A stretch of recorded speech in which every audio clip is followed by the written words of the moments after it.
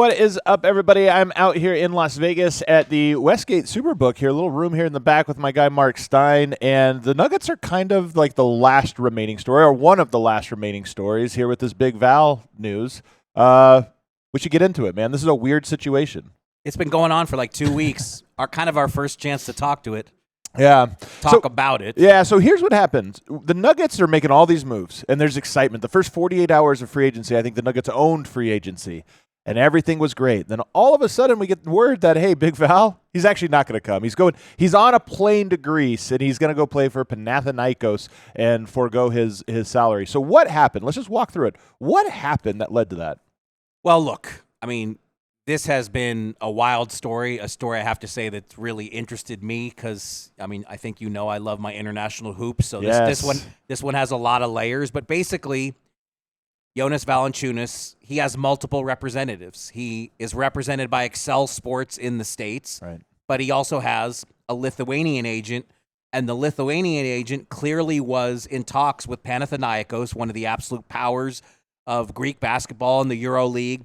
And so there were talks that the Nuggets were not aware of that Valanciunas had really strong interest. And look, he might still have that interest to go play in Greece. But the Nuggets were not made abreast of any of this. I don't know even how much his American representation knew all this was coming. So can I actually interrupt there? Because this is one of the things I want to clear up. How does it work when a lot of players have an international agent and a local agent. How does that work? Well, it's agency to agency. It's up to them to kind of make these agreements. But, a lot of times, I mean, Valanciunas has been in the league for 13 years. Right. So it's a little bit different with him because he's been around the block. But, if you're an agency trying to sign an overseas player, you might need to bring, if he already has an existing agent, you might need to bring that agent into your agency. But look, I mean, Excel Sports, we all know they've got Jokic, they've got Murray. The Nuggets have a fantastic working relationship with Excel Sports. So the Nuggets and the Kings agree to this trade and never anticipate anything going wrong. In fact, it's a trade featuring two Excel guys, Dario Saric going to Sacramento for Valanciunas. So the Nuggets, I think, were shocked that this would even become an issue. Right. And the truth is, look, there's a whole way the story's being covered in Greece, in Europe, in Lithuania, because all the Panathinaikos officials are still talking like, we're going to get this guy. We've got to deal with him. Oh yeah, they still believe it. I saw the Panathinaikos owner this week saying that Jonas wants to be here. Well, we need to hear that from Valanciunas. Like, I'm not saying I have not spoken to Valanciunas. I don't know exactly where he stands.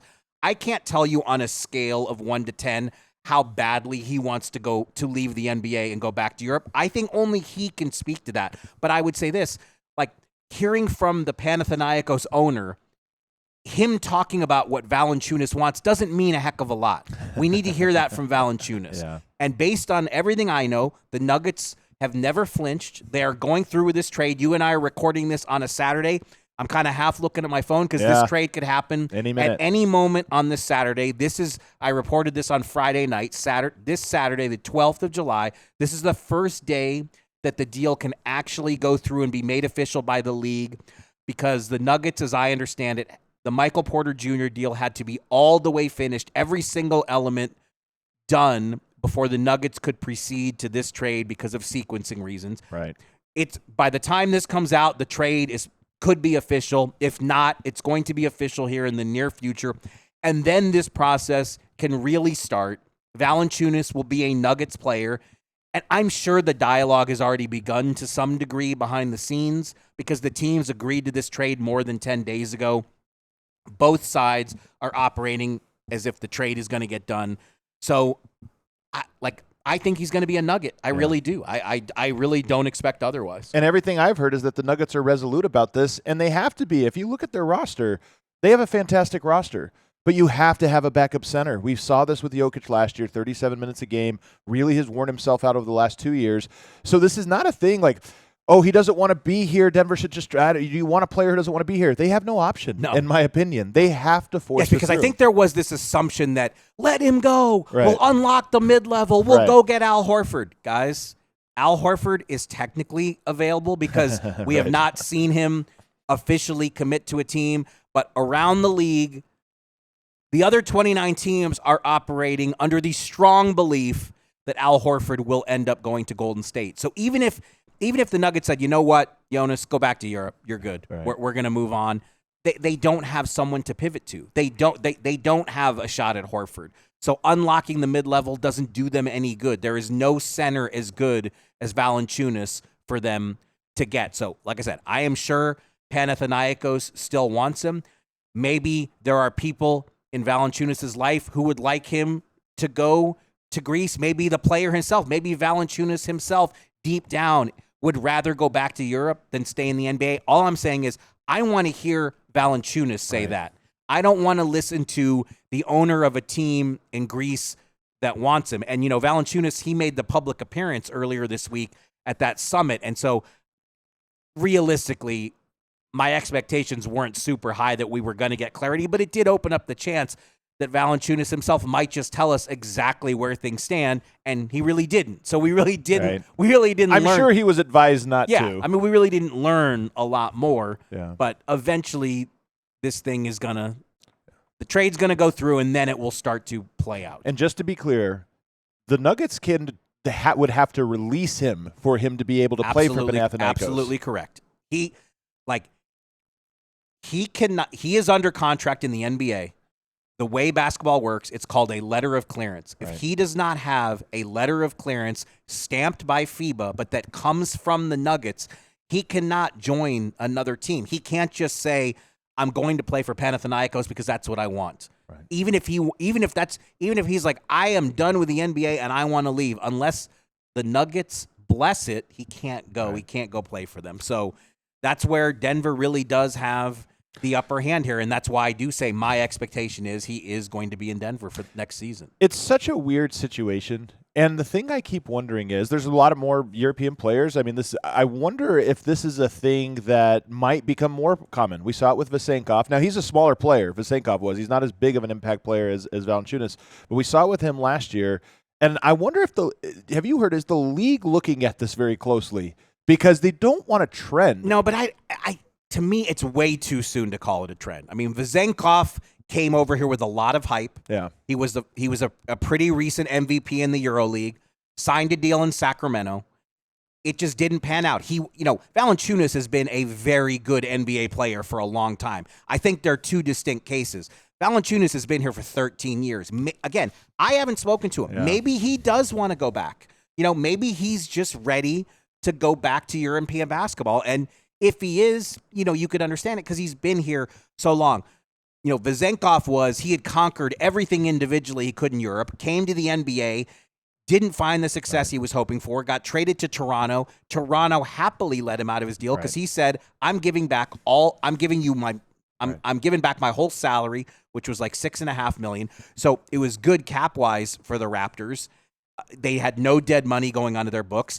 And Vesenkov is the kind of player that he can walk back into Europe and get top dollar going back to Europe as a recent EuroLeague MVP. So that deal did make sense for all sides. Like we've been saying, even if Valanciunas says, I am forfeiting my $10.4 million for this season, like you said, that doesn't solve the Nuggets' problems. That hurts the Nuggets. But why I say I wonder if it becomes a trend is I don't think players go into it thinking, oh, if this doesn't work out, I will just forego my contract.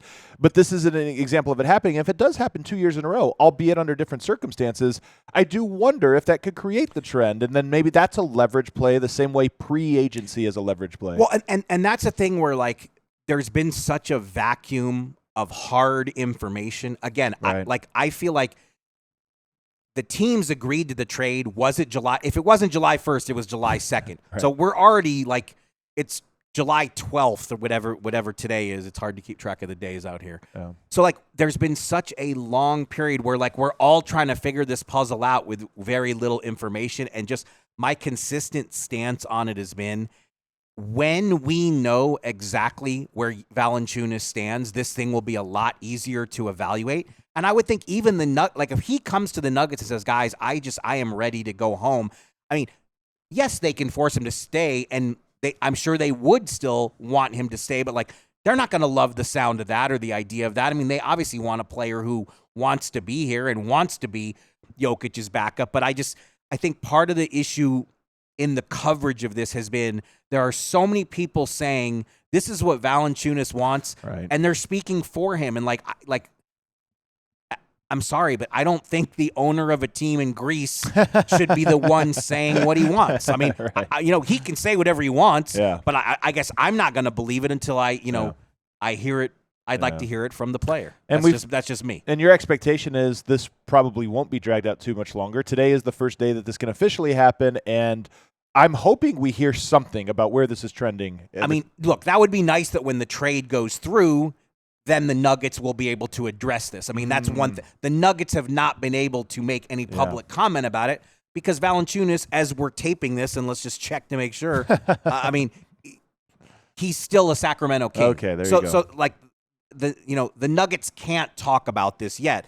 But, yes, it would be nice if once the trade is consummated that – is it Ben Wallace or Ten Wallace? I kind of like Ten Wallace. You like Ten Wallace. We like Ben Wallace. I guess I'm wrong. Yeah. I just think Ten Wallace is a little bit more clever. Ben Wallace, that's a layup. But so it's Ben Wallace. That's what everyone's we're going with for the moment. Yeah. So you would like to think that Ben Wallace will be able to, at least give us the Denver perspective on this, which is another major thing we've been missing from this whole story. To this point, it came out that Panathinaikos had a verbal agreement with him, whatever it is. And look, Valanciunas did fly to Athens. There is no denying that. He went to – now, was that just a stopover on the way home to Lithuania with his summit appearance?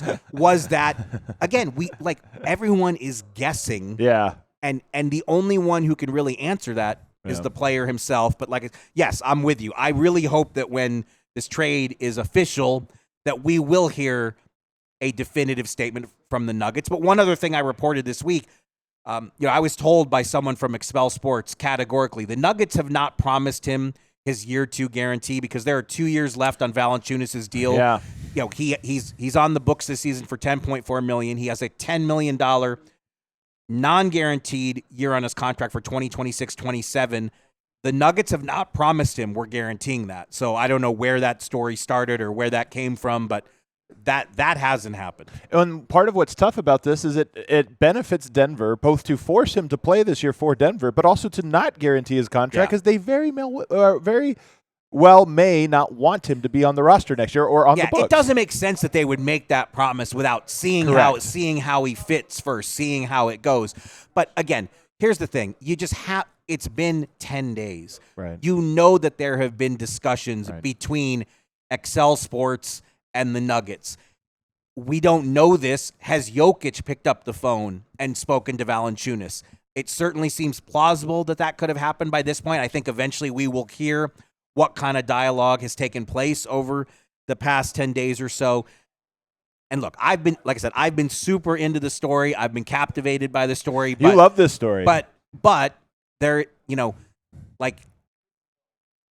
it would be nice to have more data to work with and more clarity to work with. And I hope we are nearing that. Oh, I hope so too. I fully expect Valanciunas to be a Nugget when the season starts. Are you excited about? Let's pretend all of this gets smoothed out and it's fine. Unbelievably excited. Unbelievably excited. I think the Nuggets have put together a very good roster, but I also like having Valanciunas and Jokic on the same team. They're very interesting players. And I even like the Serbian and Lithuanian. These are two basketball powerhouses in Europe.